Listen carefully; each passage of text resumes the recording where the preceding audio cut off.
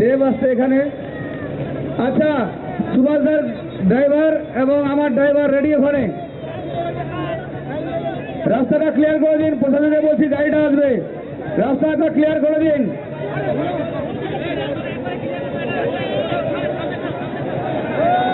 চলে এসছে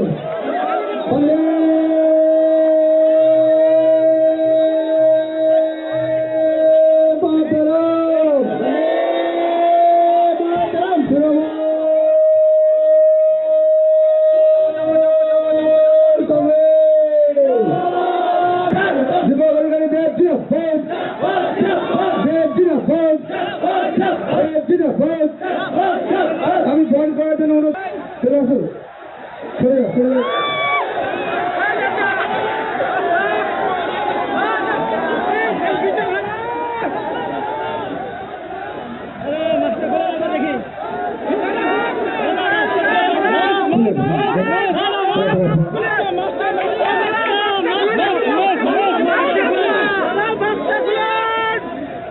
একটু হাততালি জোরে, একটু হাততালি,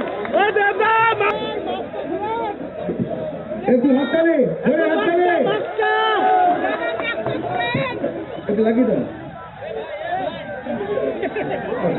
ঠিক আছে, মহিলা নেতা চলে আসুন।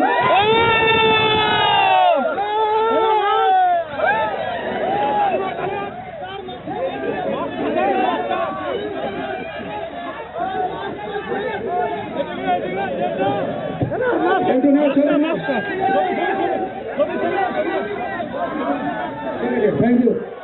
একে উত্তরে দেখুন। কোহিনুর কোথায়? কোহিনুর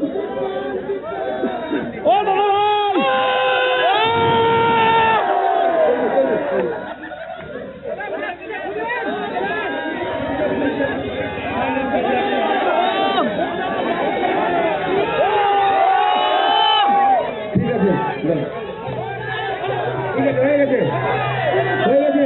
এবার সাইডে দাঁড়ান, সাইডে দাঁড়ান। আচ্ছা, এবার সাইডে, আচ্ছা একটু ফুলে করে দাও। আমাদের নবসূত্র বোর্ডের চেয়ারম্যান বংশীবর্ধন বর্মন, রাজবংশী বোর্ডের চেয়ারম্যান বংশীবর্ধন বর্মন, নবসূত্র বোর্ডের চেয়ারম্যান তিনজন বরণ করবে। এই ফুলে করে দাও, ফুলে ফুলে ফুলে করে দাও। তিনজন মিলে বরণ করবে। তিনজন একসঙ্গে বন্দে মাতরম, বিমান করার দিও ফোন, মোদী দিও ফোন, অভিষেক বন্দ্যোপাধ্যায় দিও ফোন, কর্মী প্রাপ্তি করার দিও ফোন, কর্মী মানুষ দিও ফোন, বন্দে মাতরম। কথা বলি, 2014-তে আমাকে দিদি বলা হয়েছিল যে সাংসদ হয়ে দাঁড়ানোর জন্য ঘাটাল থেকে। বিশ্বাস করুন, 2021-এ যদি দিদি বলতো যে দেব তুমি 2021-এ দাঁড়াও, আমি হয়তো না বলতাম। কারণ আজকে রাজনীতি না, কাজ নিয়ে কথাই হয় না। আমি বুঝে উঠতে পারি না এই নির্বাচনটা মন্দির বানানোর জন্য না এই নির্বাচনটা মসজিদ বানানোর জন্য। আসলে এই নির্বাচনটা না মন্দির বানানোর জন্য না মসজিদ বানানোর জন্য। এই নির্বাচনটা হচ্ছে মানুষকে বাঁচানোর জন্য, এই নির্বাচনটা হচ্ছে মানুষকে সুখে রাখার জন্য। আমি সত্যি বুঝে উঠতে পারি না। একদিকে হিন্দু নেতারা হিন্দুদেরকে বোঝাচ্ছে যে তোমরা সুরক্ষিত নেই, তোমরা আমাদেরকে ভোট দাও, আমরা তোমাদেরকে সুরক্ষিত রাখবো। অন্যদিকে মুসলিম নেতারা মুসলিমদেরকে বোঝাচ্ছে দাও, আমরা তোমাদেরকে সুরক্ষিত রাখবো। আমি তো বুঝে উঠতে পারছি না আমাদের দেশে কি হচ্ছে। না হিন্দুরা সুরক্ষিত আছে না মুসলিমরা সুরক্ষিত আছে। তাহলে আমাদের দেশে সুরক্ষিত কারা? আসলে কি জানেন, আসলে আমাদের দেশের সবচেয়ে বেশি সুরক্ষিত হচ্ছে এই নেতারা যারা হিন্দুকে মুসলিমের সঙ্গে ঝগড়া লাগায়, মুসলিমকে হিন্দুদের সঙ্গে ঝগড়া লাগিয়ে ভোটটা নিয়ে চলে যায়। আপনাদেরকে সিদ্ধান্ত নিতে হবে আপনারা কোন দলের হাতটা শক্ত করবেন, যে সত্যি মানুষের পাশে থাকে, মানুষের সঙ্গে থেকে যে আপনাদেরকে ভালো রাখার চেষ্টা করে, না সে শুধু হিন্দু মুসলিমকে আলাদা করে ভোটটা নিয়ে চলে যায়। সিদ্ধান্ত আপনাদের। এইবারেও আমরা আমাদের দল নির্বাচন কমিশনকে বলা হয়েছিল যে বাকি 3 দফা নির্বাচনটা একসঙ্গে করে নিতে, যাতে কোনো মিটিং মিছিল সভা হবে না, মানুষ বেঁচে যাবে। আমরা হারি বা জিতি সেটা আমরা পরে দেখবো, আগে বাংলার মানুষকে বাঁচান। করোনা যেভাবে তাণ্ডব নাচাচ্ছে, হই হই করে মানুষ মরে যাচ্ছে, হসপিটালে বেড পাওয়া যাচ্ছে না, অক্সিজেন পাওয়া যাচ্ছে না। নির্বাচন আপনি ভুলে যান, আমাকে হারিয়ে দিন, কোনো অসুবিধা নেই, কিন্তু বাংলার মানুষকে অন্তত বাঁচান। নির্বাচন কমিশন শোনেনি, কেন্দ্র সরকারও শোনেনি, তারা চাইছে 8 দফায় নির্বাচন। কারণটা কি জানেন? তারা ভাবছে যদি 8 দফায় নির্বাচন হয় তাহলে তারা সরকারে আসবে।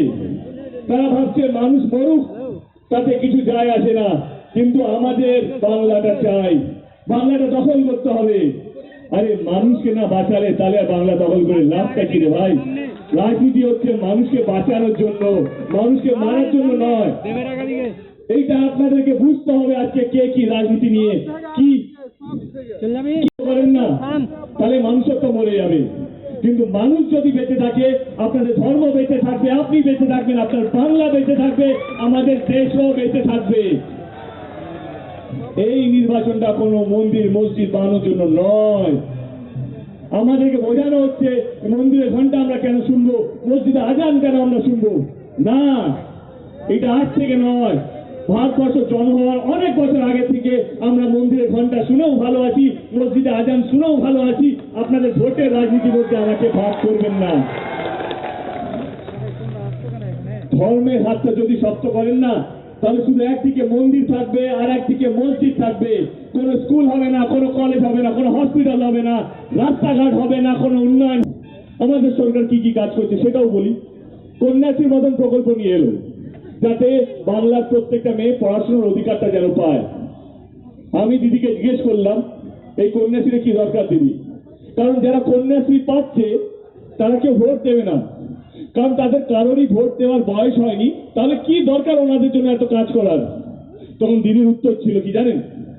দিদি বলছে, আমাদের রাজ্যের প্রত্যেকটা মেয়ে যেন পড়াশোনার অধিকারটা পায়। আমি হারি বা জিতি, বাংলার প্রত্যেকটা মেয়ে যেন সে জিতে, এইটাই তো সরকারের কাজ হওয়া উচিত। এটা কিন্তু ভোটের রাজনীতি নয়। সবুজ সাথীর মতন প্রকল্প গত 10 বছরে 70 লক্ষ সাইকেল দেওয়া হয়েছে। আবার এরা কেউ ভোট দেওয়ার বয়স হয়নি এদের, তাহলে দিদি করতে গেল কেন? কারণ প্রত্যেকটা ছেলে মেয়ে যেন পায়ে হেঁটে স্কুলে না যায়, সাইকেলে করে যায়, সেইটা যেন সব সম্ভব হয়। এইটাও কিন্তু ভোটের রাজনীতি নয়। অনেক বড় লোক আছে, তাদের ছেলে মেয়েরা হয়তো ডাক্তার ইঞ্জিনিয়ার হতে পারে। যদি গরিব মানুষ, যদি তাদের ছেলে মেয়েরা যদি পড়াশোনা ভালো হয়, তারা তাদের তাহলে কি তাদের স্বপ্ন পূরণ হবে না?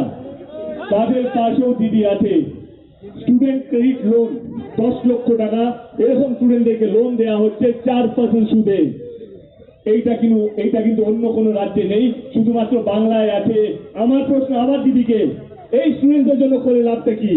কারণ এরাও তো ভোট দেবে না, কারণ এদেরও ভোট দেওয়ার বয়স হয়নি, তাহলে তুমি করতে যাচ্ছ কেন? দিদির একটাই উত্তর ছিল, গরিব বলে আমার রাজ্যের বাচ্চাগুলো তাদের স্বপ্ন পূরণ করতে পারবে না। তাদের পাশে আমি আছি, তাদের পাশে দিদি আছে, তাদের পাশে বাংলার প্রত্যেকটা মানুষ আছে। আজকে শুধু বড় লোকের ছেলেমেয়েরা ডাক্তার ইঞ্জিনিয়ার নয়, একটা শ্রমিক, একটা কৃষক, একটা গরিব মানুষের ছেলেমেয়েরাও ডাক্তার ইঞ্জিনিয়ার হওয়ার স্বপ্ন দেখতে পারবে। কারণ তাদের কাছে ইন্স্যুরেন্স আছে, তাদের কাছে মোটা মোটা টাকা আছে। কোন গরিব মানুষ, কোন শ্রমিক, কোন কৃষক, তারা কিন্তু প্রাইভেট হসপিটালে যেতে পারতো না, কারণ প্রচুর টাকা লাগবে বলে। তাদের পাশে দিদি আছে, স্বাস্থ্য সাথী কার্ড নিয়ে এসছে, যাতে বাড়িতে প্রত্যেকটা মানুষের কাছে 5 লক্ষ টাকা বিমা।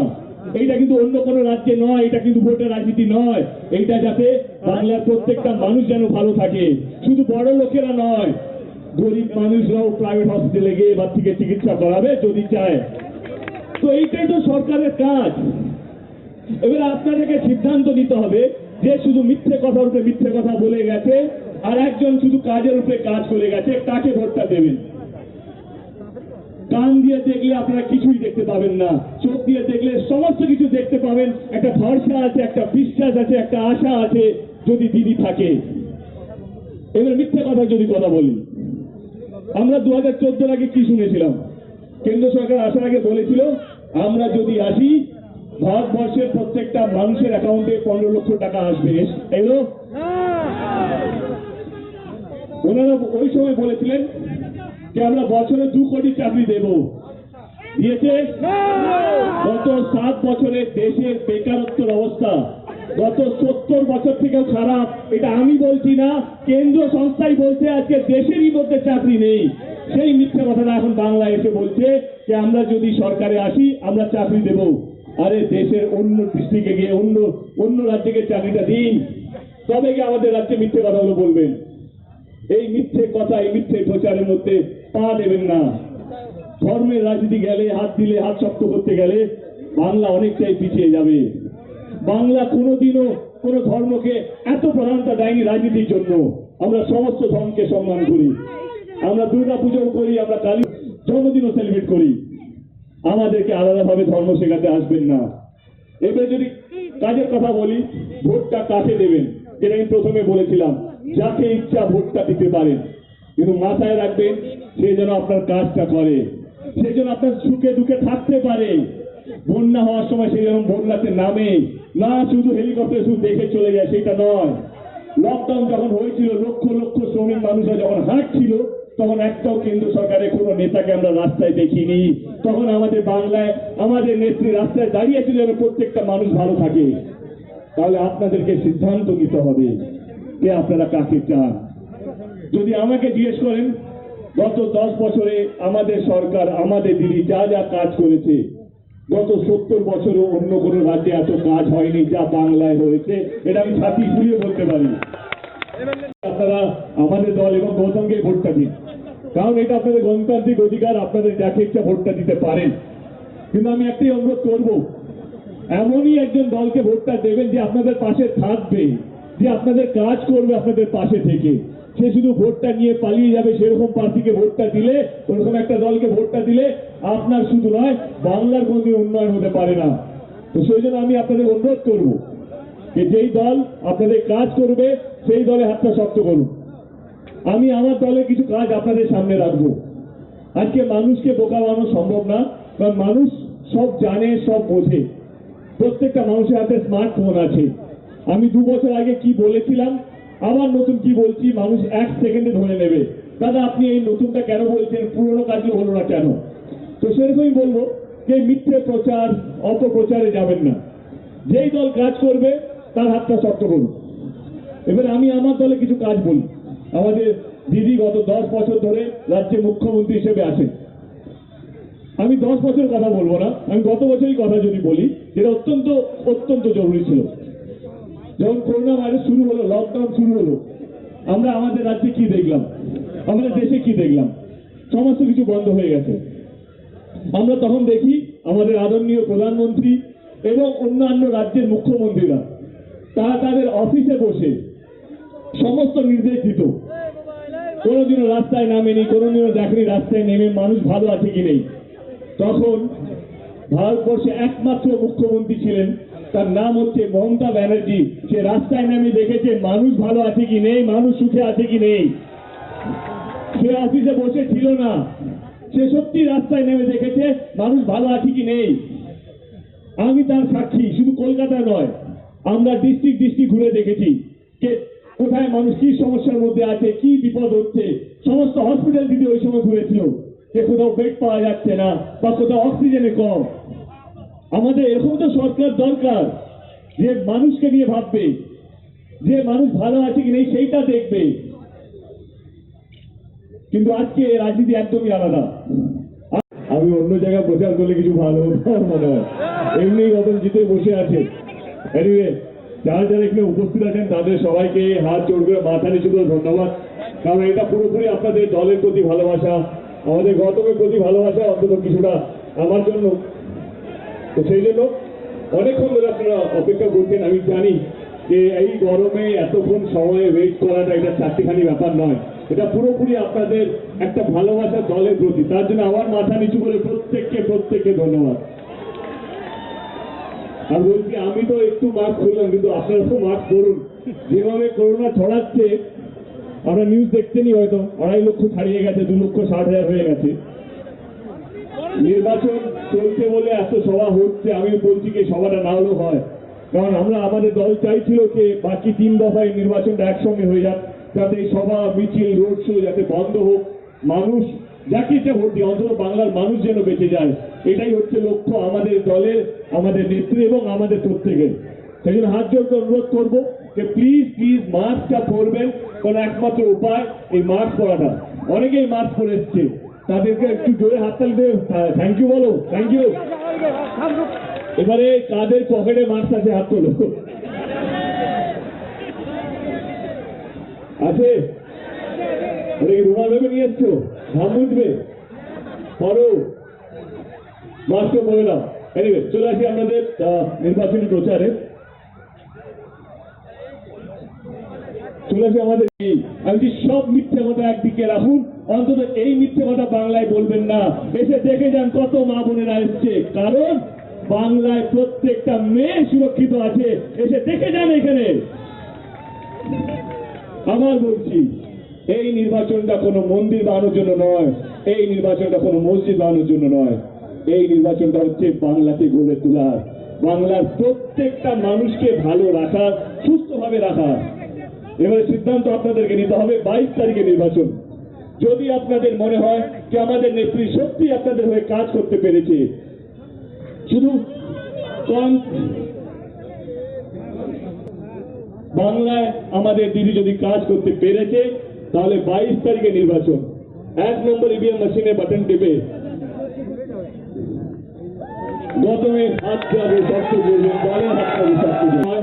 দেখবেন দিদি অনেকটাই এগিয়ে আছে অন্য কোনো দলের থেকে। জয় হিন্দ, জয় বাংলা।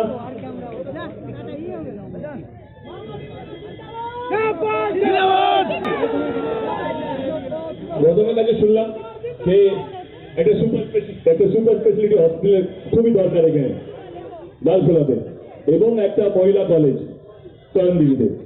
আমি কথা দিচ্ছি কি আমি এই খবরটা দিদির কাছে পৌঁছবো, আর দায়িত্ব নিয়ে বলছি, দিদিকে যতটুকু আমি গত 7-8 বছরে চিনি, দিদি এই কাজগুলো নিশ্চয়ই করবে। ফিরে আসার পর 2 তারিখের পর দিদি যখন শপথ নেবে, তারপরে এই কথাগুলো আমি দিদির কাছে পৌঁছে দেবো, এবং খুব শীঘ্রই এই কাজগুলো হবে। আমি খুব বেশি মিথ্যে কথা বলি না, অন্তত রাজনীতিতে কেউ বলতে পারবে না যে মিথ্যে কথা বলেছে। আমি যেই কথা আপনারা নিজেরাই গুগল করে দেখতে পাবেন আমি ঠিক বলছি না ভুল বলছি। বাকি আপনারা রাজনীতি অনেক বেশি বোঝেন, আপনাদের রাজনীতি বোঝানোর আমার ক্ষমতা নেই। ভালো থাকবেন, শান্তিপূর্ণভাবে ভোটটা যেন হয়। জয় হিন্দ, জয় বাংলা। খেলা হবে তো? Thank you.